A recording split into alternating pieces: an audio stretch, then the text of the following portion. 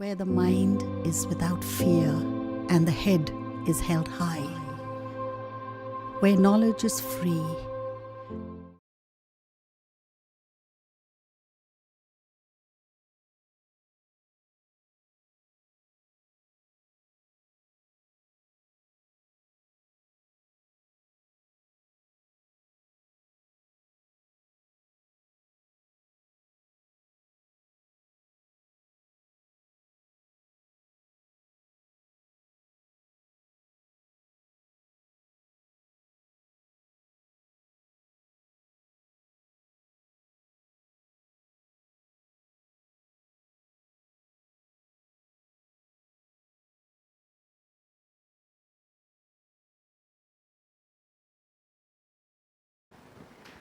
মালদা জেলা প্রশাসন এবং জেলা স্কুল শিক্ষা দপ্তরের যৌথ প্রচেষ্টার অংশীদারি হয়ে আজ আমি অত্যন্ত গর্বিত এবং আনন্দিত।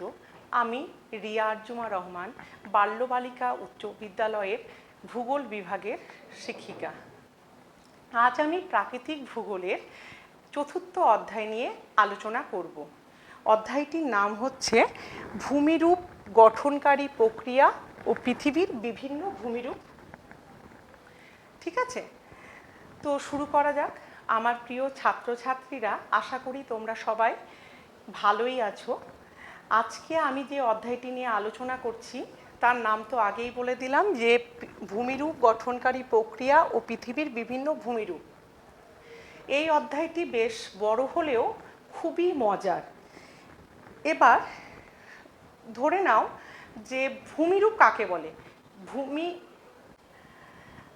তোমরা অনেকেই বিভিন্ন জায়গায় ঘুরতে গেছো, কোথাও হয়তো দেখেছো ভূমিভাগ উঁচু অথবা কোথাও নিচু। ধরে নাও তোমরা কেউ দার্জিলিং ঘুরতে গেছো, কেউ পুরুলিয়া ঘুরতে গেছো, অথবা কেউ দীঘা ঘুরতে গেছো। তো তোমাদের মনে হয়তো এই সকল জায়গা ঘুরে কিছু কৌতূহল জেগেছে। যে কৌতূহল কীরকম, যে দার্জিলিং এত উঁচু কেন, আবার পুরুলিয়াও উঁচু কিন্তু দার্জিলিংয়ের মতো নয়, আবার দীঘাটা একেবারে সমতল। তাহলে এই ধরনের কেন বৈচিত্র্য? এটাকে আমরা বলি ভূমিরূপ। তার এক কথায় বলতে গেলে যে দার্জিলিং যেটাকে তোমরা খুব উঁচু বলে থাকছো, সেটাকে আমরা ভূগোলের ভাষায় বলি পর্বত। আর পুরুলিয়া যেটাকে তোমরা কম উঁচু বলছো, সেটাকে আমরা ভূগোলের ভাষায় বলে থাকি মালভূমি। অন্যদিকে দীঘা যেটাকে তোমরা একেবারে সমতল বলছো, সেটাকে আমরা ভূগোলের ভাষায় বলে থাকি সমভূমি। ঠিক আছে, এখন প্রশ্ন হলো যে এই ধরনের ভূমিরূপ কেন সৃষ্টি হয়েছে, বা ভূমিরূপ গঠনের পিছনে কি শক্তি কাজ করছে। তো বলবো যে ভূমিরূপ গঠনের পেছনে যে শক্তিটি বা যে শক্তিগুলি কাজ করছে তাকে আমরা এক কথায় ভূগাঠনিক শক্তি বলে থাকি। এবার ভূগাঠনিক শক্তি হলো এমন এক শক্তি যা পৃথিবীর অভ্যন্তরে এবং বাইরে প্রতিনিয়ত ভূমিরূপের পরিবর্তন ঘটিয়ে চলেছে এবং বিভিন্ন রকম ভূমিরূপ তৈরি করে চলেছে। আমি তোমাদের সুবিধার্থে একটি ছক বানিয়ে নিয়ে এসেছি, যেটি তোমরা দেখলে তোমাদের অবশ্যই অনেকটাই হেল্প করবে। আমি একটু দেখাচ্ছি। তোমাদের জন্য যে ছকের কথাটা বললাম সেটা দেখো, যে ভূগাঠনিক প্রক্রিয়া, একে আমরা পার্থিব প্রক্রিয়া এবং মহাজাগতিক প্রক্রিয়া এই দুটি ভাগে ভাগ করে থাকি। তার মানে কি, ভূগাঠনিক প্রক্রিয়া মূলত দুটি ভাগে বিভক্ত, পার্থিব এবং মহাজাগতিক। পার্থিব প্রক্রিয়া কি, ভূ অভ্যন্তরের ও ভূপৃষ্ঠের যে সকল ভূগঠনকারী শক্তিগুলি প্রতিনিয়ত ভূমিরূপের পরিবর্তন করে চলেছে তাকে আমরা পার্থিব প্রক্রিয়া বলি। অন্যদিকে মহাজাগতিক প্রক্রিয়া বলতে কি বোঝায়? মহাজাগতিক প্রক্রিয়া বলতে বোঝায় যে মহাকাশ থেকে আগত উল্কা বা ধূমকেতু যখন কোনো কারণে পৃথিবীর ভূত্বকে এসে আছড়ে পড়ে, তার ফলে যে ভূমিরূপের পরিবর্তন সাধিত হয় তাকে আমরা মহাজাগতিক প্রক্রিয়া বলি। যেমন ইউএসএ বা আমেরিকা যুক্তরাষ্ট্রের অ্যারিজোনা রাজ্যে যে একটি বিশাল উল্কার অংশ পড়েছিল, তার ফলে 1200 মিটার প্রশস্ত এবং 570 মিটার গভীর একটি খাদের সৃষ্টি হয়েছে। একে আমরা মহাজাগতিক প্রক্রিয়া বলে থাকি ভূমিরূপ গঠনের ক্ষেত্রে। এবার দেখো, পার্থিব প্রক্রিয়াকে আবার আমরা দুটি ভাগে ভাগ করছি। এক হচ্ছে অন্তর্জাত প্রক্রিয়া আর দুই বহির্জাত প্রক্রিয়া। অন্তর্জাত থেকেই বুঝতে পারছি যে এটা ভেতরের ব্যাপার, মানে ভূ অভ্যন্তরের ভেতরে, মানে ভূপৃষ্ঠের ভেতরে যে সকল প্রক্রিয়াগুলি পৃথিবীর ভূমিরূপ গঠনের ক্ষেত্রে কাজ করে চলেছে তাকে আমরা অন্তর্জাত প্রক্রিয়া বলে থাকি।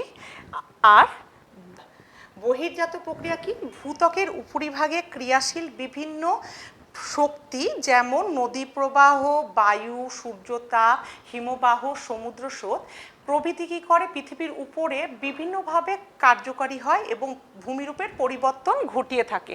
তখন আমরা একে বহির্জাত প্রক্রিয়া বলি। বহির্জাত প্রক্রিয়া দুইটি ভাগে বিভক্ত হয়েছে। তোমরা একটু ভালো করে দেখো, বহির্জাত প্রক্রিয়া দুটি ভাগে বিভক্ত হয়েছে, এক আবহবিকার আর দুই পর্যায়ন। আবহবিকার কাকে বলে? যে আবহাওয়ার বিভিন্ন উপাদান যখন ভূত্বকের উপরের শিলাকে বিয়োজিত করে সেই স্থানে ফেলে রাখে তখন তাকে আমরা আবহবিকার বলি। ইহা তিন ভাগে বিভক্ত হয়েছে: যান্ত্রিক আবহবিকার, রাসায়নিক আবহবিকার এবং জৈবিক আবহবিকার। অন্যদিকে পর্যায়ন হচ্ছে বহির্জাত প্রক্রিয়ারই একটি অংশ।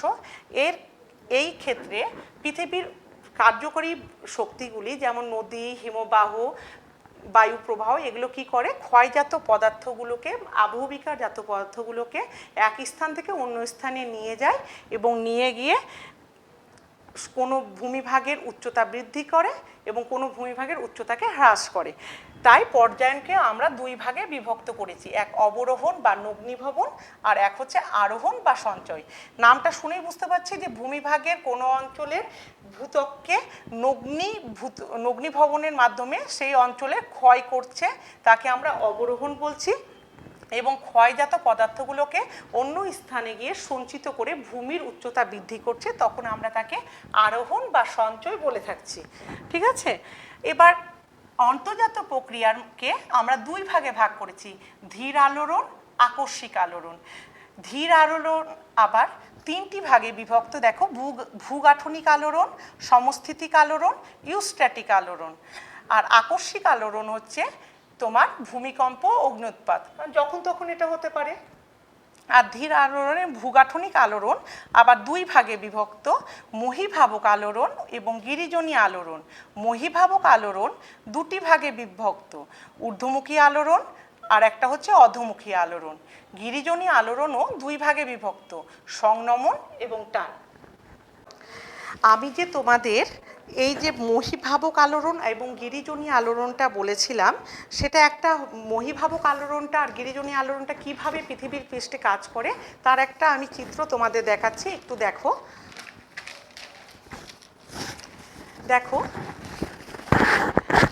এটা হলো পৃথিবী পৃষ্ঠ, এটা পৃথিবী পৃষ্ঠ এবং মহীভাবক আলোড়ন লিখে রেখেছি, এবং মহীভাবক আলোড়নটা উল্লম্বভাবে অর্থাৎ ব্যাসার্ধ বরাবর কাজ করে। আর ভূপৃষ্ঠের উপর, ভূপৃষ্ঠের স্পর্শক বরাবর বা অনুভূমিকভাবে যে আলোড়ন কাজ করে তাকে আমরা গিরিজনী আলোড়ন বলে থাকি। এবার আমরা পৃথিবীর বিভিন্ন ভূমিরূপ সম্পর্কে সংক্ষেপে আলোচনা করব। পৃথিবীর বিভিন্ন ভূমিরূপকে আমরা তিনটি ভাগে ভাগ করে থাকি। কি কি? এক, পর্বত; দুই, মালভূমি; আর তিন, সমভূমি। আজকে তাহলে আমরা পৃথিবীর ভূমিরূপের এই তিনটি ভাগ সম্পর্কে সংক্ষেপে আলোচনা করব। ঠিক আছে? তাহলে পর্বত কাকে বলে? যে সমুদ্রপৃষ্ঠ থেকে 900 মিটারের বেশি উঁচু, খাড়া ঢালযুক্ত, বহু শৃঙ্গ বিশিষ্ট এবং বহুদূর বিস্তৃত ভূমিভাগকে আমরা পর্বত বলে থাকি। এবার পর্বতকেও চারটি ভাগে ভাগ করে থাকি আমরা। এই পর্বতটাকে আমরা চার ভাগে ভাগ করে থাকি। ঠিক আছে? কি কি ভাগ? ভঙ্গিল পর্বত, আগ্নেয় পর্বত, স্তূপ পর্বত, ক্ষয়জাত বা অবশিষ্ট পর্বত। আমি তোমাদের জন্য একটা ছক করে এনেছি, ছকটা শুধু দেখিয়ে দিয়েছি, তোমরা একটু দেখো। এই যে ছকটা তোমরা একটু দেখো যে আমরা পর্বতের শ্রেণী বিভাগ করেছি, তাদের উৎপত্তি এবং গঠন অনুসারে পর্বতকে 4টি ভাগে ভাগ করেছি। ভঙ্গিল পর্বত, যেমন ভারতের হিমালয় একটি ভঙ্গিল পর্বত, দেখো এখানে ভাঁজ সৃষ্টি হয়েছে। অন্যদিকে স্তূপ পর্বত ভারতের সাতপুরা, দেখো ভূভাগের একটি অংশ, অ্যারো চিহ্ন দিয়ে দেখিয়ে দিয়েছি যে ভূভাগের একটি অংশ উপরের দিকে খাড়াভাবে উঠে গিয়ে স্তূপ পর্বতের সৃষ্টি করেছে। আগ্নেয় পর্বত ইটালির ভিসুভিয়াস, কি হয়েছে, ও আগ্নেয় পর্বতের লাভা নিঃসরণ হয়েছে এবং লাভাগুলো জমে জমে যে পর্বতের সৃষ্টি করেছে তাকে আমরা আগ্নেয় পর্বত বলি। অন্যদিকে ক্ষয়জাত পর্বত হচ্ছে ভারতের আরাবল্লী পর্বত।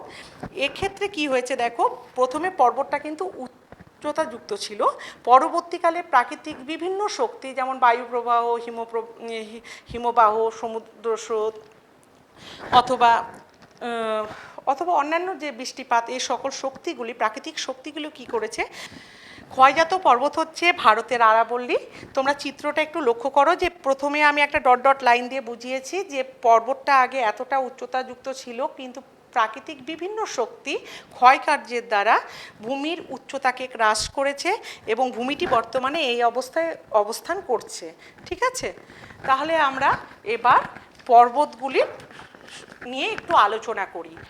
ভঙ্গিল পর্বত কাকে বলবো? যে ভাঁজ খেয়ে বা ভঙ্গ থেকে ভঙ্গিল পর্বতের কথাটি এসেছে। গিরিজনী আলোড়নের প্রভাবে শিলাস্তর সমানভাবে থাকে, সেগুলো ভাঁজ খেয়ে যে পর্বতের সৃষ্টি করে তাকে আমরা ভঙ্গিল পর্বত বলে থাকি। ঠিক আছে, এই ভঙ্গিল পর্বত গঠনের ক্ষেত্রে পাত সংস্থান তথ্যটি অত্যন্ত গুরুত্বপূর্ণ।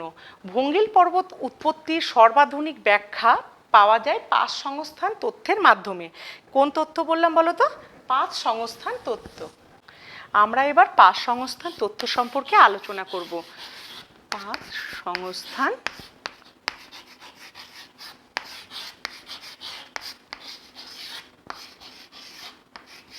তথ্য, আমরা এই নিয়ে একটু আলোচনা করব। ভঙ্গিল পর্বত গঠনের ক্ষেত্রে কি হয়েছে যে 1965 খ্রিস্টাব্দে ভূবিজ্ঞানী উইলসন সবার প্রথম পাত বা প্লেট সম্পর্কে শব্দটি ব্যবহার করেন। পরবর্তীকালে ম্যাকেঞ্জি, পার্কার, হোমস, মার্গনও এই তথ্য নিয়ে আলোচনা করেছেন, কিন্তু ফরাসি বিজ্ঞানী পিচো 1968 খ্রিস্টাব্দে পাত সম্পর্কে যে ধারণাটি দেন সেটি হলো সব থেকে সহজ এবং সরলভাবে আমরা পাত সম্পর্কে একটি ধারণা পাই। তার মতে এই তথ্যের, পাত সংস্থান তথ্যের মূল বক্তব্য হলো পৃথিবীতে 7টি বড় পাত, কয়টি বড় পাত আছে বলো তো? 7টি বড় পাত, 7টি বড় পাত, 8টি মাঝারি পাত এবং 20টি ছোট পাত এবং অসংখ্য ছোট ক্ষুদ্র ক্ষুদ্র পাতের সমন্বয়ে এই পাতগুলি গঠিত, ভূভাগ গঠিত। ঠিক আছে, এবার পাতগুলি বিভিন্ন খণ্ডে বিভক্ত আছে এবং পাতগুলির গড় গভীরতা হচ্ছে প্রায় গড়ে 100 কিলোমিটার। ঠিক আছে, এবং পাতগুলি গুরুমণ্ডলের উপরের অবস্থিত অ্যাস্ট্রোস্ফিয়ারের উপর ভেসে থাকে এবং পাতগুলির মিলন সীমানাকে আমরা পাত সীমান্ত বলে থাকি। এবার ভঙ্গিল পর্বত গঠনটি যদি আমরা ব্যাখ্যা করি তাহলে বুঝবো যে পরিচলন স্রোতের ফলে যখন দুটি পাত পরস্পরের অভিমুখে চলে আসে, পরিচলন স্রোতের ফলে যখন দুটি পাত একে অপরের দিকে চলে আসে, ঠিক আছে, এইভাবে চলে আসে, তখন কি হয়, তখন তাকে আমরা অভিসারী পাত সীমান্ত বলে থাকি। দুটি পাত একে অপরের দিকে চলে আসছে এবং এই দুই অভিসারী পাতের সংঘর্ষের ফলে ভঙ্গিল পর্বতের সৃষ্টি হয়ে থাকে। ভঙ্গিল পর্বতের ক্ষেত্রে যেমন হিমালয়ের ক্ষেত্রে দুটি মহাদেশীয় পাতের সংঘর্ষে, মানে অভিসারী পাতের সংঘর্ষে ভঙ্গিল পর্বতটির সৃষ্টি হয়েছে। এখানে দুটি পাত আছে, এক হচ্ছে ইউরোশীয় পাত যেটি তুলনামূলকভাবে হালকা এবং ভারতীয় উপদ্বীপীয় পাত যেটি তুলনামূলকভাবে ভারী।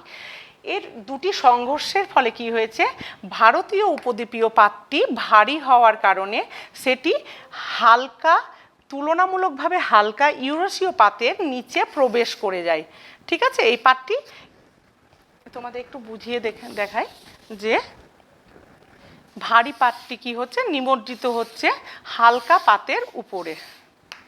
ঠিক আছে, নিমজ্জিত হচ্ছে এবং নিমজ্জনের ফলে কি হচ্ছে, হালকা পাতটি উপরে অবস্থান করছে এবং ভারী পাতটি নিচের দিকে অবস্থান করছে এবং এর ফলে যে এইখানে অবস্থানকারী যে তেথিস নামে যে একটি অগভীর সমুদ্র বা জলাভাগ ছিল, সেইখানে যে পলি সঞ্চিত ছিল প্রান্তভাগে, সেইটা কি হচ্ছে পার্শ্ব চাপের ফলে এখানে উত্থিত হয়ে ভঙ্গিল পর্বতের সৃষ্টি করেছে। এসো এবার আমরা চিত্রের মাধ্যমে একটু দেখে নিই জিনিসটাকে। প্রথমে দেখো যে এটা আমি তেথিসকে কল্পনা করে এঁকেছি যে এটা একটা সমুদ্রতল, ধরে নাও এটা তেথিস এবং এর সমুদ্রতল লিখেছি, এখানে জল আছে এবং এই যে বিভিন্ন রকমের কালারগুলো দিয়ে রেখেছে এখানে, এগুলো সেগুলো পলিগুলো ধীরে ধীরে জমা হয়েছে। ঠিক আছে, আর এটা হচ্ছে ভূমিভাগ। পরবর্তীকালে চাপের ফলে মানে দুই ভূভাগের চাপের ফলে ভাঁজ খেয়ে ভঙ্গিল পর্বতের সৃষ্টি হয়েছে। এবার দেখো হিমালয় পর্বতের উৎপত্তিটা কিভাবে হয়েছে। যে এই যে ভারতীয় উপদ্বীপীয় পাতটি আছে এটি ভারী মহাদেশীয় পাত এবং ইউরোশীয় যে হলুদ রঙের পাতটিকে আমি দেখিয়েছি সেটি হচ্ছে একটি হালকা পাত মহাদেশীয়। এই দুটির যখন সংঘর্ষ হচ্ছে তখন কি হচ্ছে, অ্যাস্থনোস্ফিয়ারে এটা প্রবেশ করছে এবং এই সংঘর্ষের ফলে এই অঞ্চলে যে জমে থাকা পলি রাশিগুলো আছে সেগুলো কি হচ্ছে চাপের ফলে ভাঁজ খাচ্ছে এবং ভঙ্গিল পর্বতের সৃষ্টি করেছে। তোমরা একটু চিত্রটিকে ভালো করে দেখে নাও, পরীক্ষাতেও এইভাবেই কিন্তু আঁকার চেষ্টা করবে তোমরা। আমরা যে পাত সীমানা এবং পাতের সঞ্চরণ সম্পর্কে কিছুটা জেনে নেব। যে পাতকে তিন ভাগে ভাগ করা যায়, এক হচ্ছে প্রতিসারী পাত সীমানা, দুই অভিসারী পাত সীমানা আর তিন নিরপেক্ষ পাত সীমানা। ছবিগুলো একটু ভালো করে দেখো তাহলেই তোমরা সহজেই বুঝতে পারবে যে প্রতিসারী পাত সীমানাটা কি। যে এই আমি লাল যেগুলো করে রেখেছি এটা হচ্ছে পরিচলন স্রোত। ঠিক আছে, সবটা এটার ক্ষেত্রেও দেখিয়েছি, এটার ক্ষেত্রেও দেখিয়েছি যে পরিচলন স্রোতের ফলে যখন দুটি পাত একে অপরের থেকে দূরে সরে যায়, মানে পরিচলন স্রোতের ফলে পাতগুলো কি হচ্ছে একে অপরের থেকে দূরে সরে যাচ্ছে এবং এই মাঝখানের একটি অংশ ফাঁকা হয়ে যাচ্ছে, তখন তাকে আমরা প্রতিসারী পাত সীমানা বলছি। অন্যদিকে অভিসারী পাত সীমানা হচ্ছে যখন পরিচলন স্রোতের ফলে দুটি পাত একে অপরের কাছে চলে আসে এবং সংঘর্ষে লিপ্ত হয়। দেখো আমি দেখিয়েছি একটা বাদামি রঙের পাত আর একটি নীল রং করে দেখিয়েছি এবং দুটি পাত দেখো দেখিয়ে দিয়েছি, একটা হালকা পাত একটা ভারী পাত। এবং কি হচ্ছে পরিচলন স্রোতের প্রভাবে দুটি একে অপরের কাছে চলে আসছে এবং সংঘর্ষে লিপ্ত হচ্ছে এবং লিপ্ত হচ্ছে তখনই আমরা তাকে অভিসারী পাত সীমানা বলছি। অন্যদিকে নিরপেক্ষ পাত সীমানাটা দেখো যে যখন দুটি পাত সীমানা কোনো সংঘর্ষ না করে পাশাপাশি অবস্থান করে তখন তাকে আমরা নিরপেক্ষ পাত সীমানা বলে থাকি। এবার আমরা স্তূপ পর্বত নিয়ে আলোচনা করব। এটি পর্বতেরই একটি ভাগ। স্তূপ পর্বত কাকে বলে? যে মহীভাবক বা উল্লম্বভাবে আলোড়নের ফলে দুটি সমান্তরাল চ্যুতির মাঝের বা দুই পাশের অংশ খাড়াভাবে উঠে গিয়ে যে পর্বতের সৃষ্টি করে থাকে তাকে আমরা স্তূপ পর্বত বলে থাকি। উদাহরণে ভারতের সাতপুরা, ফ্রান্সের ভোজ এবং জার্মানির ব্ল্যাক ফরেস্টের নাম বলতে পারি। গিরিজনী আলোড়নের ফলে ভূপৃষ্ঠের শিলাস্তরের সংকোচন এবং প্রসারণ ঘটে। ঠিক আছে, আলোড়নের মাত্রা বেড়ে গেলে এবং শিলার সহন ক্ষমতা অতিক্রম করলে শিলাগুলিতে কি হয়, অসংখ্য সমান্তরাল ফাটলের সৃষ্টি হয়ে থাকে। ফলে মহীভাবক আলোড়নের জন্য দুটি সমান্তরাল ফাটলের এক অংশ অন্য অংশ থেকে আলাদা হয়ে উল্লম্বভাবে অথবা তির্যকভাবে ওঠা নামা করতে থাকে। ঠিক আছে, মানে তির্যকও হতে পারে বা উল্লম্ব বা সোজাসুজিও হতে পারে। একে আমরা কিন্তু চ্যুতি বলে থাকি। এবার দুটি সমান্তরাল চ্যুতি নানাভাবে স্তূপ পর্বত তৈরি করে থাকে। পরবর্তী সময়ে আমরা চিত্রের সাহায্যে এটিকে ব্যাখ্যা করে নেব। আগে স্তূপ পর্বতের কিছু বৈশিষ্ট্য আমরা আলোচনা করে নিই। বৈশিষ্ট্য কি কি? যে এই পর্বতের উপরিভাগ চ্যাপ্টা এবং পার্শ্বদেশ খাড়া হয়ে থাকে। দ্বিতীয়ত, পর্বতের পাশে গ্রস্ত উপত্যকা অবস্থান করে এবং নদী যদি প্রবাহিত হয় তাহলে তা কোনো বাঁক ছাড়াই সোজাভাবে প্রবাহিত হয়ে থাকে। এই পর্বতগুলি শৃঙ্গবিহীন হয়। তারপর এই দুটি চ্যুতির মাঝের অংশ বসে গিয়ে গ্র্যাবেন বা গ্রস্ত উপত্যকার সৃষ্টি করে থাকে। পর্বতের চ্যুতিতল কঠিন রূপান্তরিত শিলার দ্বারা গঠিত হয়ে থাকে। চলো এবার আমরা চিত্রটি একটু দেখে নিই। এখানে স্তূপ পর্বত সৃষ্টির বিভিন্ন পর্যায়গুলি দেখানো হয়েছে। দেখো, প্রথমে সংনবন এবং টানের ফলে মানে নর্মাল একটা ভূমিতে চ্যুতির সৃষ্টি হয়েছে। পরবর্তীকালে কি হয়েছে দেখো, যে মধ্যবর্তী অংশ অবনমনের ফলে, মানে এই যে মাঝখানের অংশটা, এই মাঝখানের অংশটা এখানে অবনমনের ফলে পাশের দুটি অংশ উচ্চভূমি রূপে অর্থাৎ স্তূপ পর্বত রূপে অবস্থান করছে। দেখো যে কোনো কিছু নেই, মাঝখানের অংশটা বসে গেছে, আর এই দুটি অংশ যা যেভাবে ছিল সেইভাবে অবস্থান করছে। তাহলে মাঝখানের অংশটা বসে যাওয়ার জন্য দুই পাশের অংশটা উচ্চভূমি রূপে বিরাজ করছে এবং তাকে আমরা স্তূপ পর্বত বলে থাকছি। অন্য আরেকটি চিত্র দেখি, তাহলে বুঝতে পারবো যে মাঝের মানে যখন মাঝের মহীভাবক আলোড়নের ফলে মাঝের অংশটি যখন উপরের দিকে উঠে যাচ্ছে তখন মাঝখানের অংশটিকে আমরা স্তূপ পর্বত বলে থাকছি, এবং দুপাশের অংশটি একই অবস্থায় থেকে যাচ্ছে কিন্তু সেটাকে আমরা ভূমির বৈচিত্র্য অনুযায়ী গ্রস্ত উপত্যকায় পরিণত হয়েছে। তোমরা ছবিটি একটু ভালো করে দেখো যে মহীভাবক আলোড়নের ফলে মাঝের অংশটি উঠে গেছে এবং এটাকে আমরা স্তূপ পর্বত বলছি, এবং দুপাশের ভূমিভাগ যেটি একই অবস্থায় ছিল সেটি মাঝখানের অংশের অপেক্ষা যেহেতু নিচু হয়ে গেছে তাই সেটি গ্রস্ত উপত্যকা হিসাবে বিরাজ করছে। 3 নম্বর ছবিটিতে দেখো, মধ্যবর্তী ভূভাগ কি হয়েছে, মধ্যবর্তী ভূভাগ পূর্বের অবস্থাতেই আছে, যা ছিল সেই অবস্থাতেই আছে, এবং দুই সাইডের ভূভাগটি কি হয়েছে, দুপাশের ভূমিভাগটি উত্থিত হয়ে গেছে, উপরের দিকে উত্থিত হয়ে গেছে। আমি অ্যারো চিহ্নের সাহায্যে দেখিয়ে দিয়েছি যে ভূমিভাগগুলো উপরের দিকে উঠে গিয়েছে এবং স্তূপ পর্বতের সৃষ্টি করেছে। এইভাবে স্তূপ পর্বতগুলির সৃষ্টি হয়ে থাকে। এবার আমরা আগ্নেয় পর্বত সম্পর্কে কিছুটা ধারণা নেব। আগ্নেয় পর্বতটি শুনেই মনে হচ্ছে যে সেখানে আগুন জাতীয় কোনো কিছুর ব্যাপার আছে। তো কি হয়, ভূপৃষ্ঠের উত্তপ্ত গলিত পদার্থ বা ম্যাগমা ভূপৃষ্ঠের ফাটল বা দুর্বল অংশ দিয়ে যখন বাইরে বেরিয়ে আসে এবং লাভা সঞ্চিত হয়ে যে পর্বতের সৃষ্টি করে তাকে আমরা আগ্নেয় পর্বত বা সঞ্চয়জাত পর্বত বলে থাকি। ঠিক আছে, এবার উদাহরণ যদি বলি তো জাপানের ফুজিয়ামা, ইতালির ভিসুভিয়াস হচ্ছে এদের উদাহরণ। আগ্নেয়গিরির যে মুখ দিয়ে গলিত ধাতব পদার্থ, ছাই, গ্যাস, বাষ্প বাইরে বেরিয়ে আসে তাকে আমরা জ্বালামুখ বলি। আর প্রথমে যে মুখ দিয়ে ম্যাগমা বেরিয়ে আসে সেটাকে আমরা প্রধান মুখ বা মুখ্য জ্বালামুখ বলে থাকি, এবং পরবর্তীকালে অন্যান্য যে সকল দুর্বল বা অংশ দিয়ে বা ফাটল দিয়ে ম্যাগমা বেরিয়ে আসে সেগুলোকে আমরা গৌণ জ্বালামুখ বলে থাকি। তাহলে আমি একটা ছবি যদি তোমাদের একটু দেখাই, যে ধরে নাও এটাকে আগ্নেয় পর্বত করা হচ্ছে,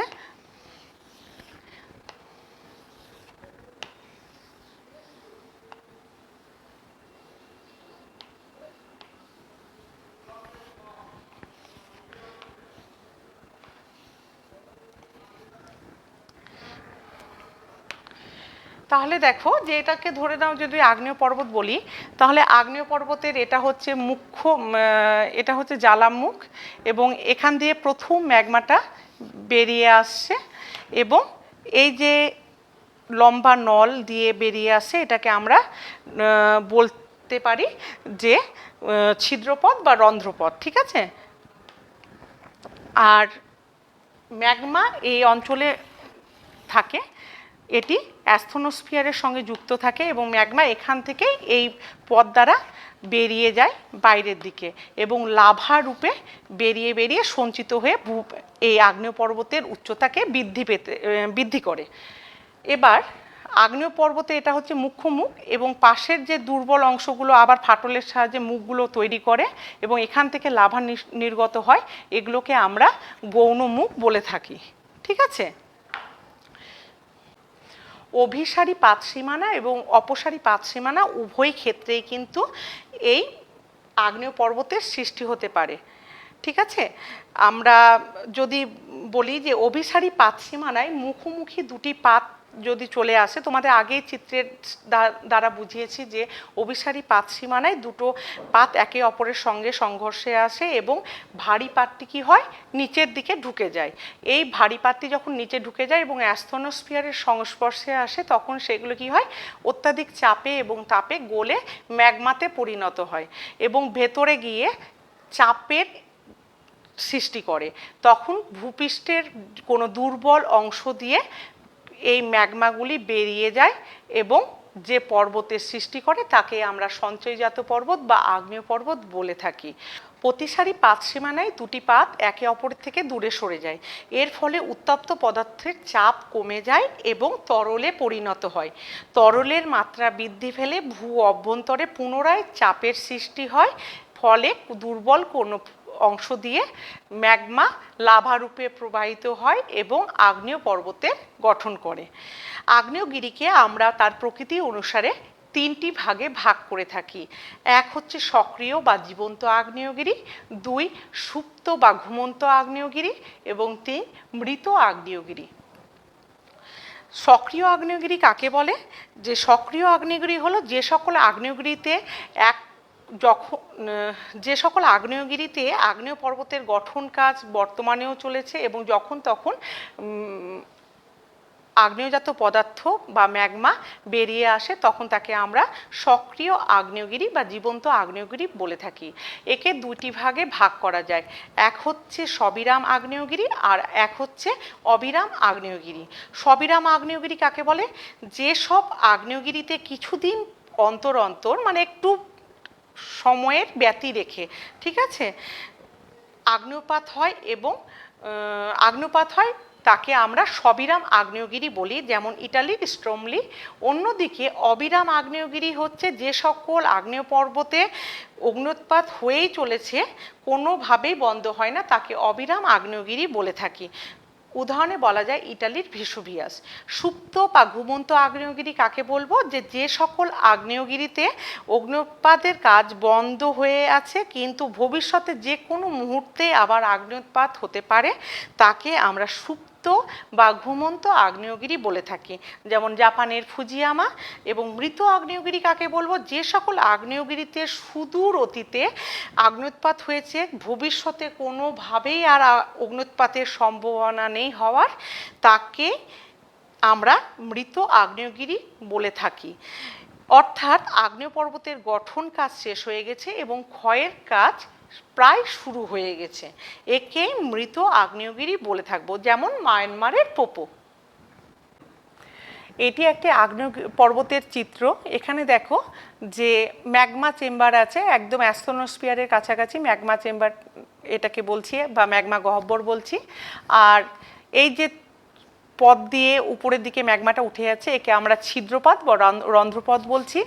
এবং প্রথম যেখান দিয়ে ম্যাগমাটি বেরিয়ে যাচ্ছে সেটাকে আমরা প্রধান জ্বালামুখ, এই যে প্রধান জ্বালামুখ বলছি। এছাড়া যে সকল দুর্বল স্থানগুলো পেয়েছে এই পর্বতে এবং পরবর্তীকালে ম্যাগমাগুলো নিঃসরণ হয়েছে, সেগুলোকে আমরা গৌণ জ্বালামুখ বলে থাকছি। এবং লাভাগুলি প্রবাহিত হচ্ছে এবং এই আগ্নেয় পর্বতের গঠন কাজ চলে যাচ্ছে, তৈরি হচ্ছে।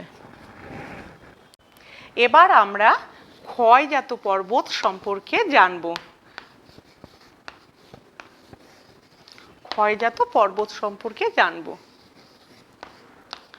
ক্ষয়জাত পর্বত কাকে বলে?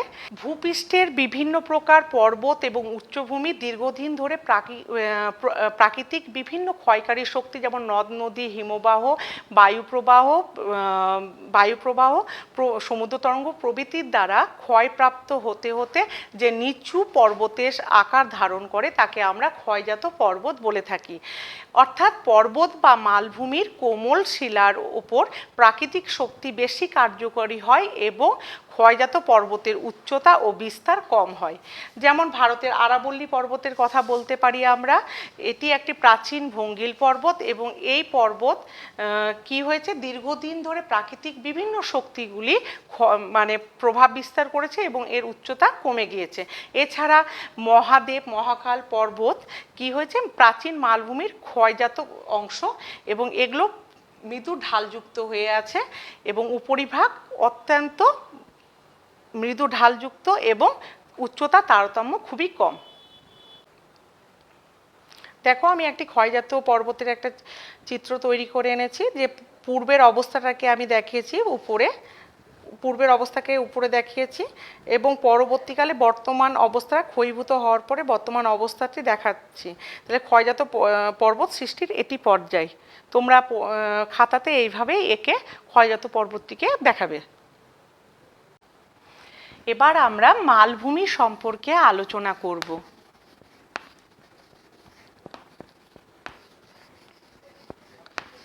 এবার আমরা মালভূমি সম্পর্কে আলোচনা করব।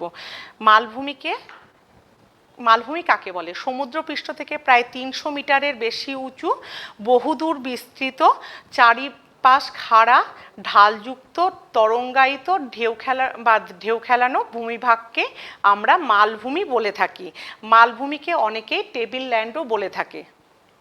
কেন? যে টেবিলের মতো খাড়াভাবে উত্থিত অবস্থায় থাকে। ঠিক আছে। পামির মালভূমি, যার উচ্চতা হচ্ছে 4873 মিটার, পৃথিবীর সর্বোচ্চ মালভূমি, যে কারণে পামির মালভূমিকে পৃথিবীর ছাদ বলা হয়। এবং এই পামির মালভূমি এতটা উচ্চে অবস্থান করার ফলে সারা বছর ধরে এই মালভূমির উপরে বরফ সঞ্চিত থাকে। এছাড়া তিব্বতের মালভূমি 4500 মিটার উচ্চতায় অবস্থান করছে, সবথেকে বৃহত্তম মালভূমি। এই মালভূমির উপরিভাগ সমতল বা তরঙ্গায়িত হয়ে থাকে। মালভূমি খনিজ সম্পদের ভাণ্ডার। এছাড়া পর্বত বেষ্টিত মালভূমিতে মূলত পাললিক শিলায় গঠন হয় বলে এই পর্বত বেষ্টিত মালভূমিতে খনিজ সম্পদের ভাণ্ডার বলা হয়ে থাকে, কারণ জীবাশ্ম জ্বালানি এখানে পাওয়া যায়। এছাড়া মালভূমির পাথরকে আমরা স্টোন চিপস হিসাবে নির্মাণ কার্যে ব্যবহার করে থাকি। উৎপত্তির কারণ ও গঠনের বৈচিত্র্য অনুসারে মালভূমিকে আমরা প্রধানত 4টি ভাগে ভাগ করে থাকি। এক, ভূগাঠনিক মালভূমি, একে আমরা 4 ভাগে ভাগ করে থাকি। একটি হচ্ছে মহাদেশীয় মালভূমি বা সিল্ট অঞ্চল, 2 পর্বত বেষ্টিত মালভূমি, 3 তির্যক মালভূমি এবং 4 হচ্ছে চ্যুতি মালভূমি। অন্যদিকে সঞ্চয়জাত মালভূমিকে আমরা একটি ভাগে ভাগ করে থাকি, সেটা হচ্ছে লাভা মালভূমি। এছাড়া ক্ষয়জাত মালভূমিকে আমরা 3 ভাগে ভাগ করি: ব্যবিচ্ছিন্ন মালভূমি, ক্ষয়ীভূত মালভূমি, সম মালভূমি বা অধিতক্কা। এবার আমরা দেখে নিই প্রধান প্রধান মালভূমিগুলি সম্পর্কে চিত্রের মাধ্যমে। রেডি? এবার আমরা প্রধান প্রধান মালভূমিগুলো নিয়ে আলোচনা করব। প্রধান প্রধান মালভূমিগুলির মধ্যে 4টি আমি মালভূমি নিয়ে আলোচনা করেছি, তোমরা দেখো। এক হচ্ছে পর্বত বেষ্টিত মালভূমি, ছবিটি একটু ভালো করে দেখো, যে পর্বত বেষ্টিত মালভূমি যেমন তিব্বতের মালভূমি, লাভা মালভূমি, ঠিক আছে, ব্যবিচ্ছিন্ন মালভূমি এবং মহাদেশীয় বা সিল্ট মালভূমি। পর্বত বেষ্টিত মালভূমি কি? যে উচ্চ মালভূমির চারিদিকেই পর্বত দ্বারা বেষ্টিত তাকে আমরা পর্বত বেষ্টিত মালভূমি বলে থাকি। মানে যে মালভূমির চারিদিকে পর্বত দ্বারা ঘেরা আছে তাকে আমরা পর্বত বেষ্টিত মালভূমি বলি। যেমন হিমালয় এবং কুয়েনলুনের মাঝের অংশটি তিব্বতের মালভূমি, ইহা গিরিজনী আলোড়নের ফলে সৃষ্ট। এর বৈশিষ্ট্যগুলো কি? যে পাললিক শিলায় এই মালভূমিটি গঠিত, কারণ হিমালয় পলি সঞ্চয়ের ফলে সৃষ্টি হয়েছে, পলি ভাঁজকে ভঙ্গিল পর্বতের সৃষ্টি হয়েছে, তাই পাললিক শিলায় গঠিত এই মালভূমিতে খুব সামান্য পরিমাণে হিমবাহ এবং নদীর কাজ দেখতে পাওয়া যায় এবং মালভূমির উচ্চতা সমুদ্রপৃষ্ঠ থেকে অনেকটাই বেশি। কারণ বেশি হওয়ার কারণই হচ্ছে যে পর্বতের মাঝখানে অবস্থান করছে, এই কারণে। কিন্তু ভূমিভাগটা মালভূমি হলেও মানে সমুদ্রপৃষ্ঠ থেকে অনেক উপরে, কারণ আমরা প্রথমে বলছি তিব্বতের যে মালভূমি আছে তার উচ্চতা প্রায় 4500 মিটার। মধ্যবর্তী অংশ কেবলমাত্র পার্শ্ব চাপের ফলে উঁচু হয়ে গেছে। মানে এই অংশটি যখন ভঙ্গিল পর্বত গঠন হয়েছিল তখন পার্শ্ব যে চাপ হয়েছিল তার ফলে এই মাঝখানের অংশটা উঁচু হয়ে এই মালভূমির সৃষ্টি করেছে। চলো এবার আমরা দেখে নিই লাভা মালভূমি। লাভা মালভূমি কাকে বলে? যে আগ্নেয়গিরির নির্গত লাভা ভূপৃষ্ঠে ক্রমাগত সঞ্চিত হয়ে যে মালভূমির সৃষ্টি করে তাকে আমরা লাভা মালভূমি বলে থাকি। ঠিক আছে, লাভা মালভূমির উদাহরণ হচ্ছে মহারাষ্ট্রের মালভূমিকে আমরা লাভা মালভূমির উদাহরণ দিতে পারি।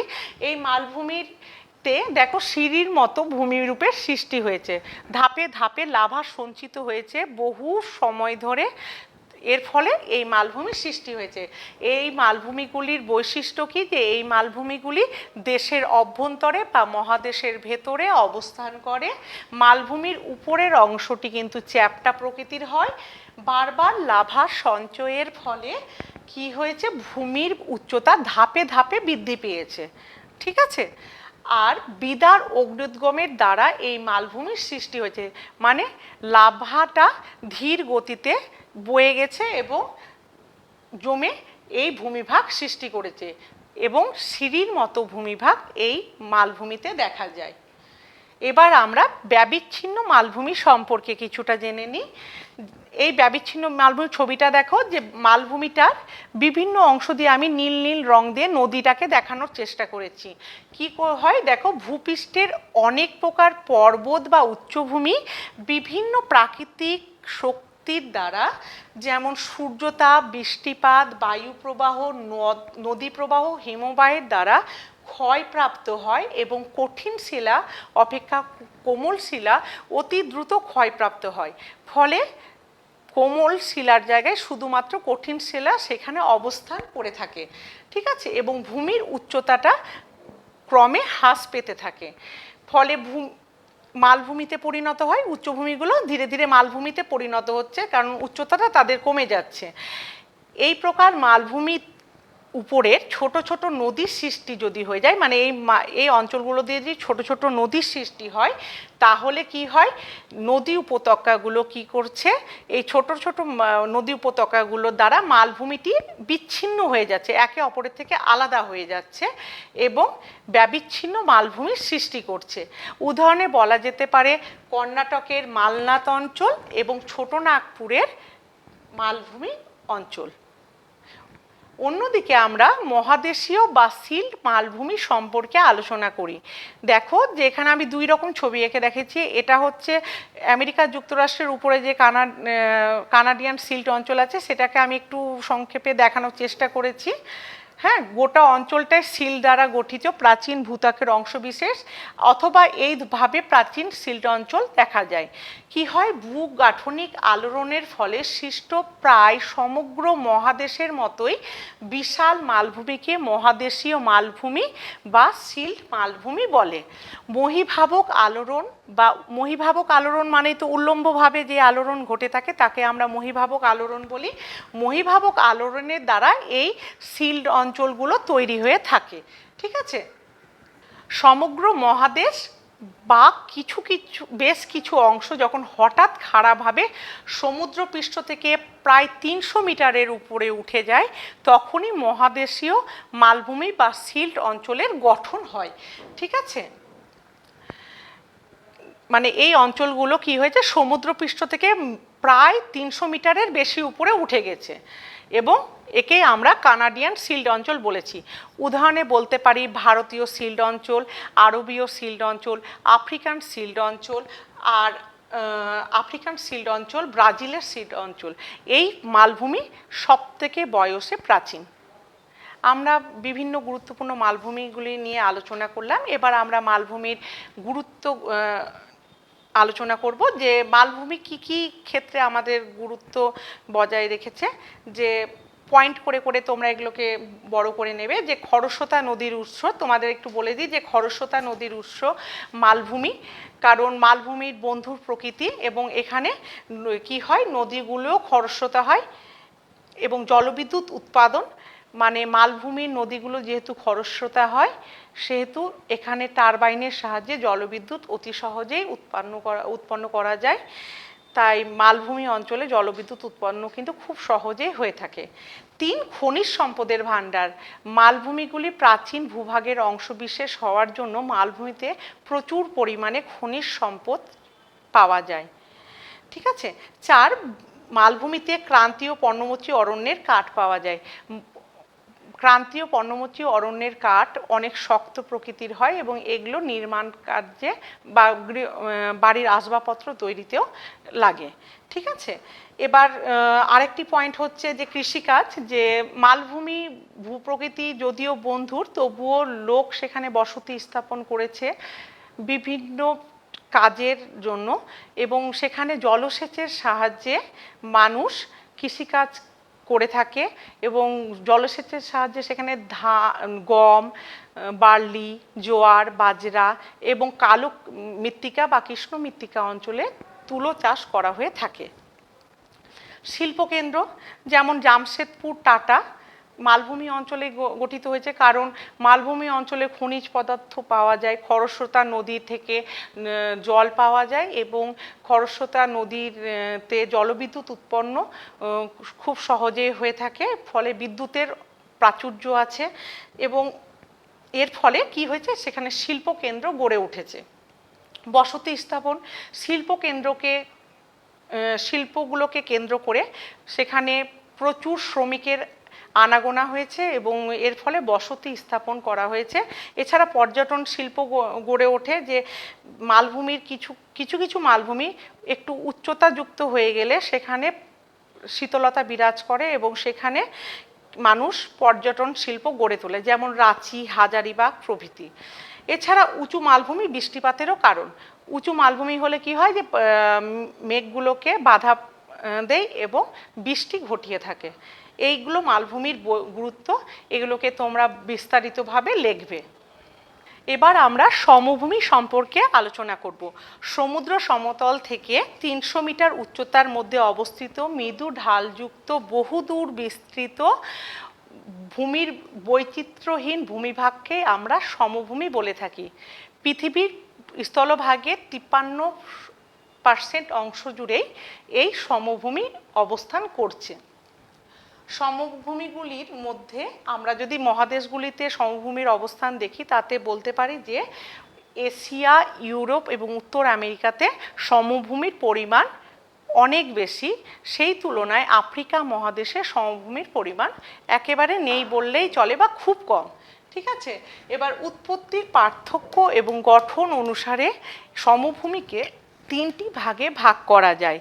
কি কি ভাগ দেখো, যে ভূগাঠনিক সমভূমি, ক্ষয়জাত সমভূমি, সঞ্চয়জাত সমভূমি। ভূগাঠনিক সমভূমি মানে পৃথিবীর সৃষ্টির সময় ভূমিরূপের বিভিন্ন গঠন প্রক্রিয়ার সময় যে সমভূমি গড়ে উঠেছে তাকে আমরা ভূগাঠনিক সমভূমি বলে থাকি। এটি আবার 2টি ভাগে বিভক্ত, 1 উন্নত সমভূমি, 2 অবনত সমভূমি। উন্নত সমভূমি কাকে বলে, যে যদি কোনো সমুদ্রের তলদেশে অবস্থিত কোনো নিম্নভূমি যদি ভূ আলোড়নের ফলে উত্থিত হয়ে উপরে উঠে আসে, তখন আমরা তাকে উন্নত সমভূমি বলি, যেমন ভারতে করমণ্ডল উপকূল। আবার অবনত সমভূমি কাকে বলি, যদি কোনো উচ্চভূমি ভূ আলোড়নের প্রভাবে নিচে নেমে যায় বা নিচু হয়ে যায়, তাকে আমরা অবনত সমভূমি বলে থাকি। এক্ষেত্রে বলা যায় যে উন্নত সমভূমির ভূমিভাগের ঘনত্ব অপেক্ষা অবনত সমভূমির ভূমিভাগের ঘনত্ব কিন্তু বেশি হয়। ক্ষয়জাত সমভূমিকে আমরা 2টি ভাগে ভাগ করে থাকি, এক হচ্ছে সমপ্রায় ভূমি আর দ্বিতীয়টি হচ্ছে পাদদেশীয় সমভূমি। সমপ্রায় ভূমি বলতে কি বোঝায়, যে বিভিন্ন প্রাচীন পর্বত এবং মালভূমিগুলি প্রাকৃতিক বিভিন্ন শক্তির দ্বারা ক্ষয়প্রাপ্ত হয়ে প্রায় নিচু সমভূমিতে পরিণত হয়েছে, তাকে আমরা সমপ্রায় ভূমি বলে থাকি। আর পাদদেশীয় সমভূমি কাকে বলি, যে পর্বতের পাদদেশে নদী এবং বায়ুর যৌথ কার্যের ফলে যে সমভূমির সৃষ্টি হয় তাকে আমরা পাদদেশীয় সমভূমি বা পেডিমেন্ট বলে থাকি। ঠিক আছে। এবার সঞ্চয়জাত সমভূমিকে আমরা কিন্তু 8টি ভাগে ভাগ করে থাকি। কি কি ভাগ দেখো, যে পলিগঠিত সমভূমি, প্লাবন সমভূমি, বদ্বীপ সমভূমি, লাভা সমভূমি, লোয়ের সমভূমি, হিমবাহ সমভূমি, হ্রদ সমভূমি এবং উপকূলীয় সমভূমি। এবার দেখো সঞ্চয়জাত সমভূমিটা কি বলছে, যে ভূপৃষ্ঠের নিম্নভূমি বা অবনমিত ভূভাগ প্রাকৃতিক শক্তির দ্বারা ক্ষয়প্রাপ্ত শিলা এবং পলি দ্বারা ভরাট হয়ে যে সমভূমির সৃষ্টি করে তাকে আমরা সঞ্চয়জাত সমভূমি বলে থাকি। এর তো 8টি ভাগ জেনেছি, এবার প্রত্যেকটি ভাগকে আমরা ছোট করে একটু আলোচনা করে নিব। হ্যাঁ, যে দেখো পলি গঠিত সমভূমি, এটা কি বলছে, নদী বাহিত নুড়ি, কাঁকর, বালি এগুলো কি হচ্ছে, নদীর দুই পাশে এসে জমা হয়ে যে ভূমিভাগ সমভূমি গঠন করে তাকে পলি গঠিত সমভূমি বলে। যেমন গঙ্গা ব্রহ্মপুত্র সমভূমি পৃথিবীর বৃহত্তম সমভূমির উদাহরণ। প্লাবন সমভূমি কি বলছে দেখো, যে নদীর তলদেশে বিভিন্ন পদার্থগুলো সঞ্চিত হয়ে নদীর গর্ভকে কি করে, ভরাট করে দেয়। এবং বর্ষাকালে অতিরিক্ত বৃষ্টি হলে কি হয়, নদী তা আর ধরে রাখতে পারে না এবং দুই কূল ছাপিয়ে নদী কি হয়, নিম্নভূমিতে বন্যার সৃষ্টি করে থাকে। এবং বন্যার ফলে কি হয়, নদীর গর্ভে যে সঞ্চিত পলিরাশিগুলো আছে সেগুলো কিন্তু নদীর জলের সঙ্গে বাহিত হয়ে সেই নিম্নভূমিগুলোতে চলে যায় এবং বন্যার জল যখন সরে যায় তখন সেই অঞ্চলগুলোতে পলি কিন্তু জমা হয়ে থেকে যায় এবং প্লাবন সমভূমির সৃষ্টি করে থাকে। এবার আমরা বদ্বীপ সমভূমি সম্পর্কে আলোচনা করব। বদ্বীপ সমভূমিটা কি, মোহনার কাছে নদীর কিন্তু স্রোত একেবারে থাকে না বললেই চলে এবং এর ফলে নদীবাহিত কাদা, বালি, পলি কি হয়, মুখের মানে মোহনার কাছে কি হয়, জমাট বেঁধে মাত্রাহীন বয়ের মতো যে ভূমিভাগ গঠন করে তাকে আমরা বদ্বীপ সমভূমি বলে থাকি। যেমন সুন্দরবনের বদ্বীপ সমভূমি এর একটি উদাহরণ।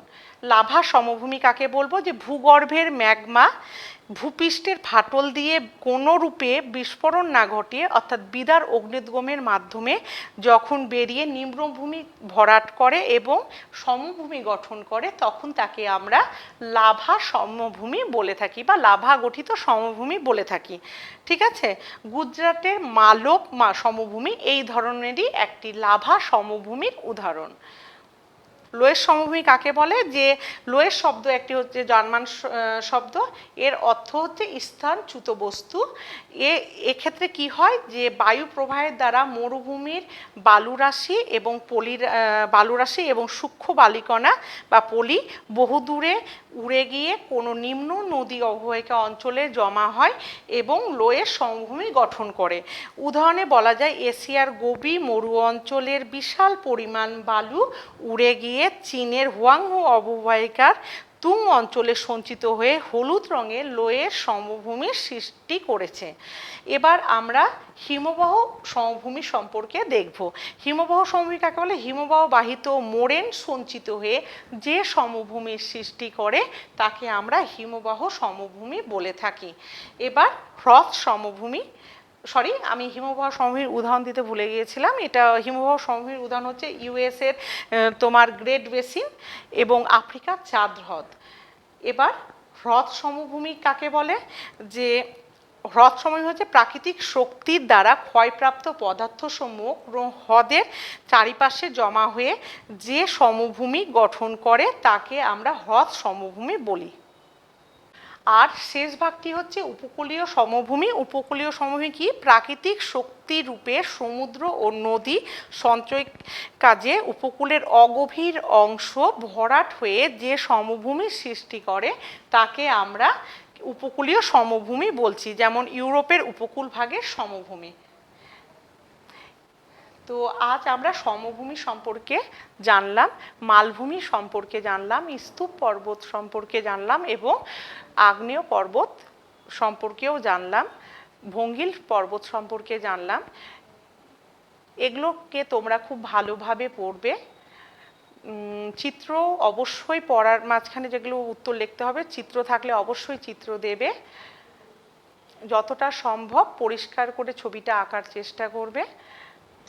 এবার আমরা সমভূমির গুরুত্ব, মানে সমভূমি আমাদের জীবনে কি গুরুত্ব রাখে বা মানব জীবনে কি গুরুত্ব রেখেছে সেটি আমরা আলোচনা করব। তোমরা এই পয়েন্টগুলো যেগুলো বলছি সেগুলো একটু ভালো করে বাড়িতে পড়বে বা খাতায় নোটগুলো তৈরি করবে। ঠিক আছে, কি করবে যে প্রথমে এরকম লিখবে যে সভ্যতার উষালগ্ন থেকেই মানব জীবনে সমভূমির প্রভাব অত্যন্ত গুরুত্বপূর্ণ। আমাদের প্রাকৃতিক, সামাজিক এবং অর্থনৈতিক পরিবেশের উপর সমভূমি কিন্তু তার গুরুত্বপূর্ণ প্রভাব বিস্তার করেছে। পয়েন্ট দেবে নদী, কি করবে যে সমভূমি অঞ্চলে নদীগুলি অত্যন্ত নাব্য হওয়ায় এখানে নদীগুলিতে জলসেচের সুবিধা আছে, পানীয় জলের সরবরাহ হয় এবং জলপথে পরিবহন কিন্তু করা হয়ে থাকে। ঠিক আছে, এবার কৃষিকাজ একটা পয়েন্ট দিতে পারো তোমরা, যে কি করবে যে আজ থেকে প্রায় 400 থেকে 500 বছর আগেই সমভূমিকে কেন্দ্র করে কৃষিকাজ গড়ে তোলা হয়েছিল বা কৃষি এবং সমভূমিতে মানুষ বসবাস স্থাপন করেছে। ঠিক আছে, উর্বর পরিমাটিতে এখানে চাষবাস খুব ভালো হয়, এটা আমরা প্রত্যেকেই জানি। আর পরিবহন লিখবে যে সড়কপথ, রেলপথ বা সবথেকে ভালো যে পরিবহন ব্যবস্থাগুলো এগুলো সমভূমিকে কেন্দ্র করেই গড়ে উঠেছে, কারণ অন্যান্য যে ভূপ্রকৃতি বিভাগগুলি আছে সেগুলো কিন্তু বন্ধুর হওয়ার ফলে অতটা উন্নত পরিবহন ব্যবস্থা মোটেই নেই সেখানে। ঠিক আছে, ব্যবসা বাণিজ্যটা লিখতে পারো যে সমভূমিতে বিভিন্ন রকমের ব্যবসা বাণিজ্য হয়ে থাকে। এছাড়া শিল্প কারখানা, যে সমভূমি অঞ্চলে নদীর পাশে, নদী তীরবর্তী অঞ্চলে বিভিন্ন রকমের শিল্প কারখানা গড়ে উঠেছে। যেমন আমাদের পশ্চিমবঙ্গেই ধরে নাও যে হুগলি নদীর দুই পাশে পাটকল গড়ে উঠেছে। এইভাবে তোমরা পয়েন্টগুলোকে সাজাবে। এবং বাসস্থান, যে সমভূমিতে সব রকমের সুযোগ সুবিধা আছে বলে মানুষ কিন্তু এখানে সব থেকে বাসস্থান গড়ে তুলতে স্বাচ্ছন্দ্য বোধ করে, এইভাবে একটা পয়েন্ট লিখবে। অন্যান্য জীবিকাগুলো তোমরা লিখতে পারো পয়েন্টের মধ্যে। আধুনিক শিল্প সংস্কৃতির পরিমণ্ডল গড়ে ওঠার কারণে পৃথিবীর সমভূমি অঞ্চলগুলি কিন্তু অত্যন্ত উন্নত ও সমৃদ্ধ হয়ে থাকে। আমরা তাহলে বিভিন্ন ভূমিরূপ সম্পর্কে যখন জানলাম, তখন পরীক্ষা অনেক সময় অনেক রকম কোয়েশ্চেন আসতে পারে যে ভঙ্গিল পর্বত উৎপত্তির কিভাবে হয়েছে, পাশ সংস্থান তথ্যের আলোকে সেটি ব্যাখ্যা করো। তাহলে তোমরা যেভাবে বললাম লিখবে। আরও অন্যান্য বইগুলো তোমরা যেগুলো বই পড়ো এবং অন্যান্য বইয়ের সাহায্য নেবে এবং সুন্দর করে সেগুলোকে তৈরি করবে। ভঙ্গিল পর্বতের ক্ষেত্রে ছবি অবশ্যই দেবে, স্তূপ পর্বতের ক্ষেত্রেও ছবি দেবে, মানে পর্বত, সমভূমি বা মালভূমির ক্ষেত্রে ছবি দিলে সেখানে তোমাদের কিন্তু প্লাস পয়েন্ট হয়ে থাকবে। ঠিক আছে, আর সব থেকে বড় কথা যে তোমরা যাই লেখো না কেন সেগুলোকে সবসময় পয়েন্ট করে লিখবে। এতে কিন্তু তোমাদের মানে সুবিধা হবে যে টিচার যারা দেখবে তারা বুঝতে পারবে যে তুমি কি বলতে চাইছো এবং নম্বরটা কিন্তু খুব ভালোভাবে পাওয়া যাবে।